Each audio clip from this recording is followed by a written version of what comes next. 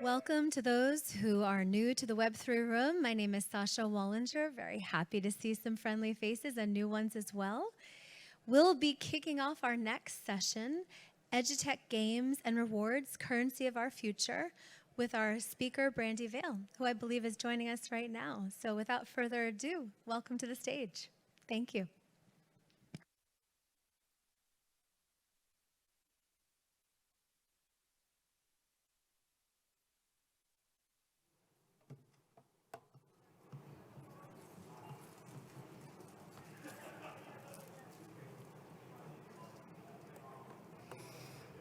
Hello, everyone. Thank you so much for being here.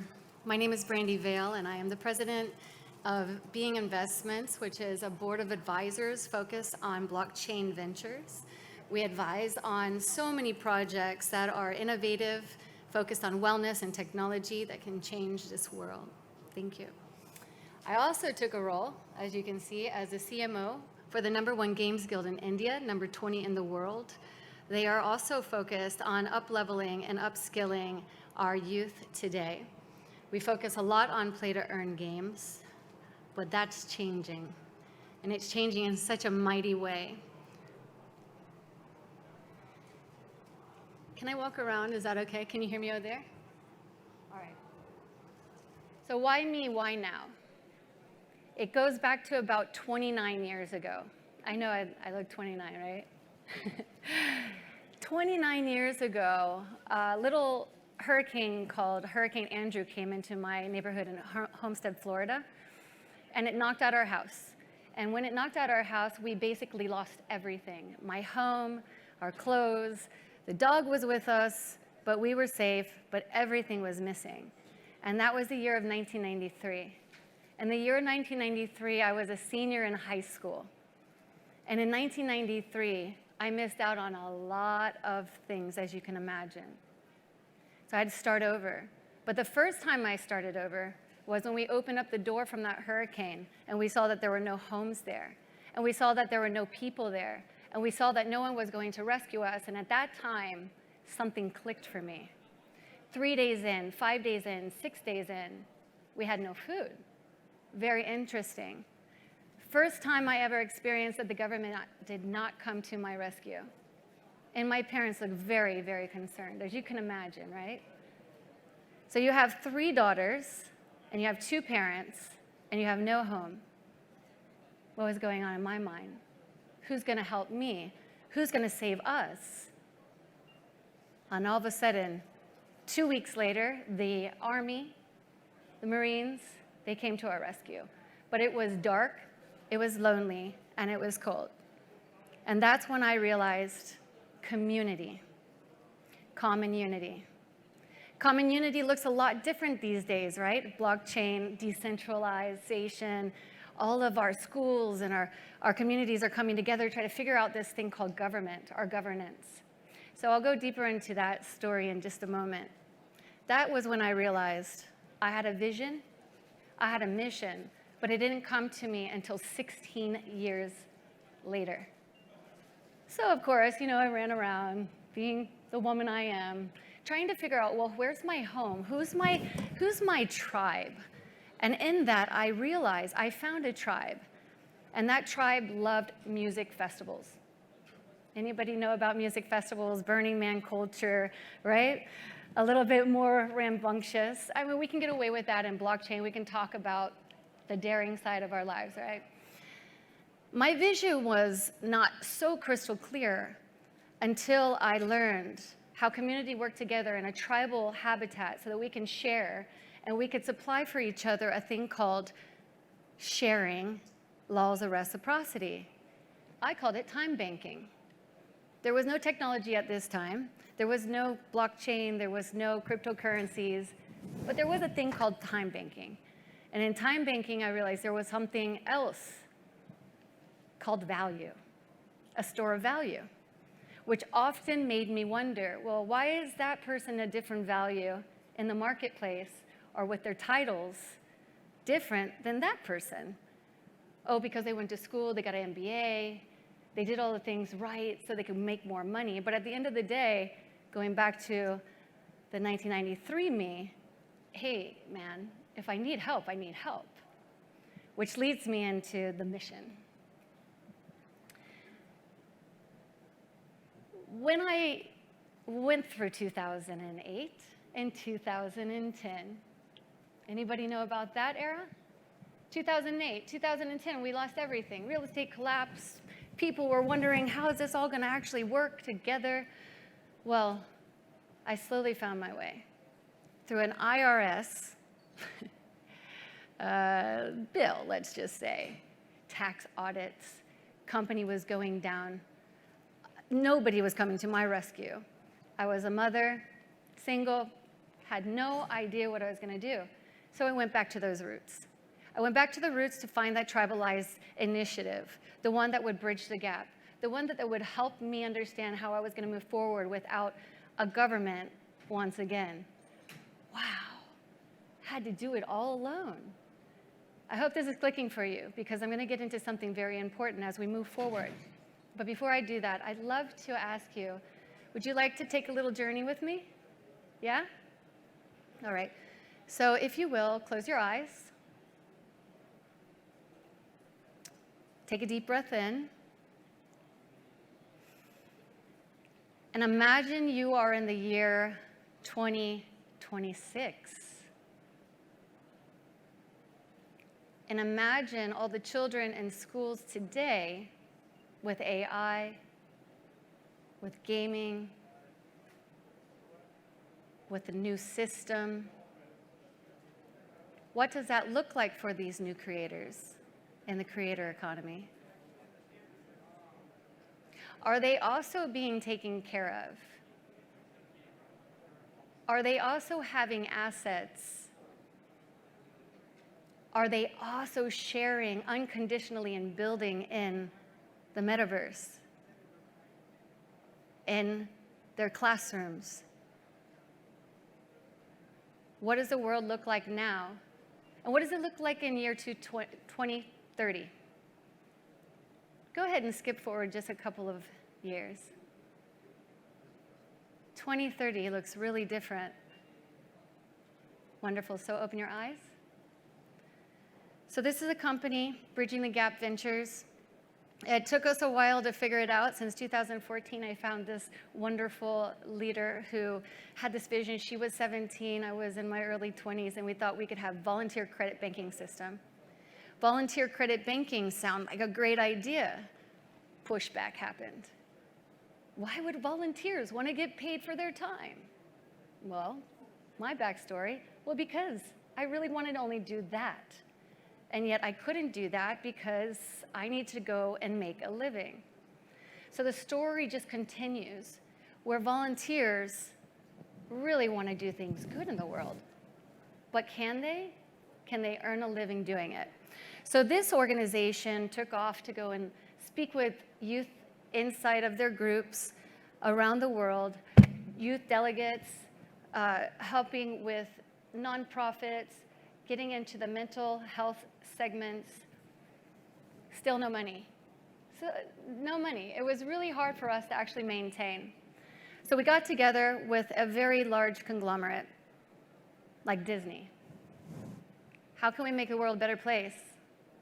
So we started thinking, well, why don't we go deeper into the roots of technology? But before Disney said yes, we had to prove the model. We had to prove the model. How were we going to do that with no funding? Very interesting. How are you going to do that as a visionary company with no funding? So what did we do? We went back to the roots. Sharing economy, time banking, leveraging assets like human capital. So I share those stories because this is ongoing still, and we have all the technology in the world, so no one's left behind. This company was the first to go into the metaverse with Mr. Worldwide himself, Pitbull, during COVID, of all times for something like that to happen on a first time out. But we succeeded and we advanced. And so this is called Younger World now. Now 2,280 youth delegates around the world each year come together to talk and solve the world's problems. This is ongoing, so This is part of the cases and the case studies use case. So I don't have to tell you this. Our world is somehow recalibrating itself to the natural laws of value. Time is speeding up. We're under reconstruction. Something big is going to happen, and it's going to take some huge incentives. Should we ban books? Is that one of them? Should we allow the children to come into only being digital natives, or should we keep them in the playgrounds? This is a very big question for a lot of parents out there. A lot of concerns in our politics, in our governance, in our bureaucratic situations in schools. I found a way around it, though. Yes, I did. No, not just AI. I found a way around it called relationships. How does this word make you feel? It's a big word, and it's going to come up often moving forward, especially with AI. And it's a value proposition that a lot of people are talking about. And so to our advancements of Edtech, games, and rewards in the future of currency, we really want to look at what's happening now as the model is allowing itself to take the chrysalis on. If you see the World Wide Web differently now with AI, how does that 2026 and 2030 look? Very different, right? So universal income is going to be a keyword. It's going to be catchphrase. Take a look at what's happening. We're just at the beginning stages. So the fastest paced people in the universe are game players. They're moving at light speed. My son started coding at 5. He's 8 now. His time's not leveraged. Neither is Roblox and the developers there. His time's not leveraged. Is it an asset? No, but it's helping out the companies. This is a big question that we all get to think about. Do we go back to the drawing board where it comes to games being the biggest, one of the most largest advancing in finance? People ask me, well, Brandi, how are kids going to get paid in school to learn? And I said, I don't know. I'm looking at the numbers. Anybody see what I'm saying? Do we look at partnerships in a different way? And do we look at education in a different way? If we take the learning ability and the skill set and the enthusiasm and we give them incentives and we give them rewards and we watch their aptitude change overnight because they're doing in collaboration work and working in partnership with the companies that really need them the most right now. A few of the panelists just a few minutes ago said, we really need to have these people as stakeholders so that we can design the new world together and pay them a fair wage. So I'm listening. I know you are too. It's really important. This is coming. So the vision here is not my vision. It happens to be an EduBlock. It happens to be with Minecrafters. It happens to be with Duolingo. There's a lot of different school EdTech platforms out there, but they're not leveraging time with an asset. And I don't want to say the dirty word in here, but I will. Cryptocurrencies, NFTs, and tokens. I say it's dirty because when we talk about it, people are like decentralization, or they say like centralized, or you don't want to talk about this in schools because it confuses them. So what I'm positioning today is to watch the conversations called partnerships, universal income, Edtech, stakeholders. They're all coming together, but they're not using assets yet. So if you're a developer, a designer, a CEO, a CMO who's looking for an opportunity to make a difference in the world, to be ahead of the game, no pun intended, then begin starting in technology, in gaming.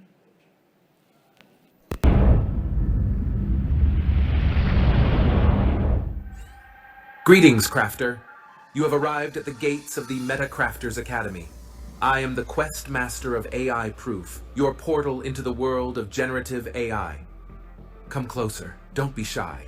I am here by the tree, ready to share its bountiful fruits of knowledge with you. Welcome to the MetaCrafters Generative AI Unleashed course. Here you will master cutting-edge engineering and design skills that are hidden from most of the world. The first fruit we offer is Prompt Engineering Fundamentals for Text and Image. Uncover the mysteries of ChatGPT and large language models. Design the perfect prompts to generate text on ChatGPT and images on Midjourney. Then dive into ChatGPT and Midjourney for coders. Leverage AI as a coding co-pilot and creativity engine. Overcome challenges, code faster, and build a front end, all with AI. Finally, customizing ChatGPT with OpenAI's API and Star Trek data. Decipher word embeddings and layer custom data with the ChatGPT API. Train ChatGPT and design an AI companion as unique as you. So what are you waiting for, young crafter? Take this first fruit of knowledge and let's begin your exciting journey into the world of generative AI together.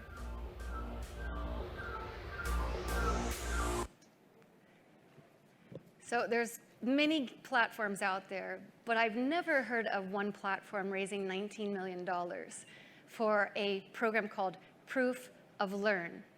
And Proof of Learn means that now we get to stake for high returns long term. Proof of Learn allows us to move forward and advance the civilization, knowing that they're going to be safe at the end of the day, at the age 5, 8, 12, 15, when they get out of high school, because what they've done is they've created assets for themselves.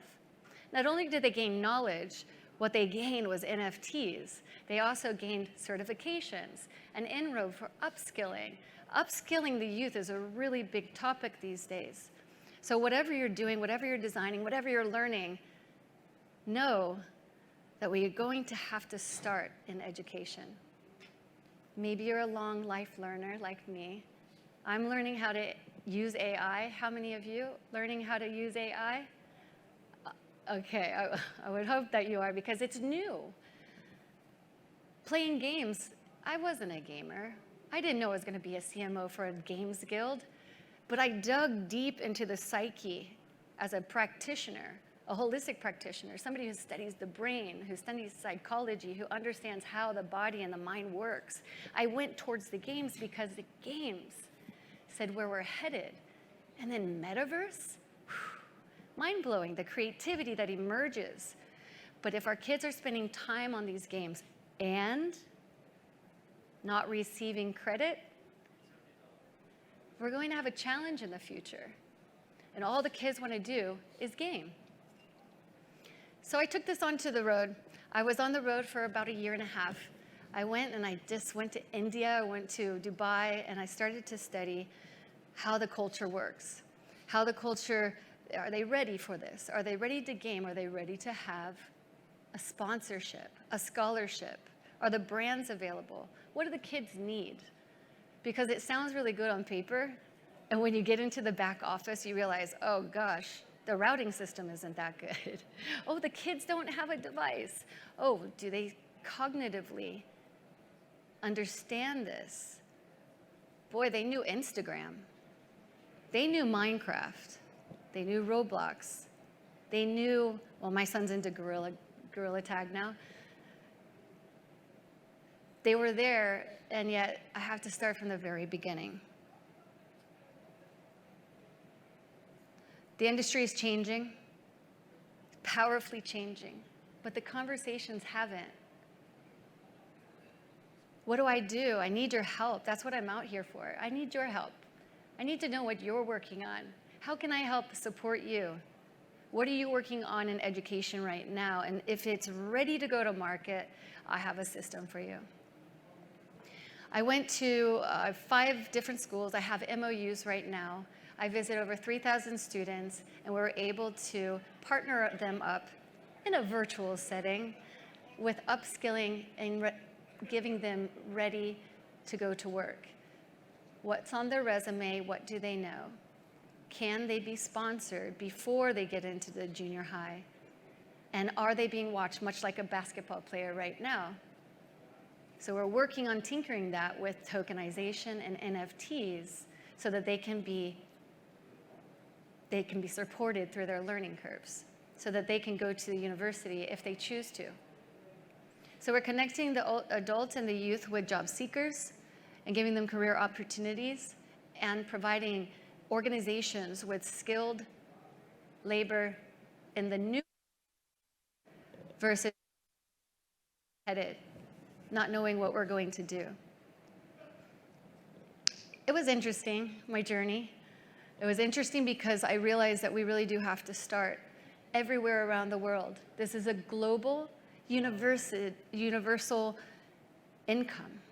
A global, universal income. I say it that way because I know you're going to hear it more often, but know that it's not a bad word. Know that it might actually help a lot of people. And if you are ahead of the curve, like if you're ahead of the curve with AI and games, in Bitcoin when it was up, then you know that this is an opportunity. So right now I've gone around, I've handed out scholarships to the students to teach them how to become community managers, to get them to understand what Discord is, to help them be inspiring to other students, to have them come and start gaming. It happens to be that a Visa Games Guild is a play to earn, so they do have NFTs that they rent out in partnership. So the kids have their very, very first investor. I wish I had an investor when I was 14. You know, it's pretty good for the inspiration, the empowerment to say I had my first investor, I had my first game development mentor, and this is what we're doing around the world. These are some of our partners. You may or may not know some of the games. Currently, 1% is in Edtech. So I'm here today to ensure you that in the next year, 2 years, 3 years, 2026, Edtech at a Visa Games Guild will be a global network that you want to tap into, especially if you're a game developer or a corporation, organization, or institution who wants to share in profits. The currency of our future is universal, it's connected, it's rich, it's staking for long-term gains. If I were an investor looking at children, I would want to give them all the tools in the world to give them prosperity and move out of poverty. And I would layer that into every single thing I do, which I do. Fun, educational. But hold on a minute. Can students and teachers be partners? Can they? Can they be investors to each other? Are they investors? I think so. Now, are students, teachers, and institutions partners? Maybe, maybe not. Some are, maybe privately. What about students, teachers, investors, stakeholders? They're all investors. So this is the common denominator that we get to shift the language. We get to see the new investor being the young ones. My purpose, 5 through 15-year-olds will have assets before they leave high school. They'll be able to monetize those assets whichever way they choose. And those projects that they created aren't just going to sit in a folder in their mom or dad's house or be thrown away in trash. My name is Brandi Veil, and I thank you for listening today and seeing that the world is changing, and you are a part of that change. Thank you. Thank you so much, Brandi. Thank you. We have time for some questions if you'd like to go to the mic.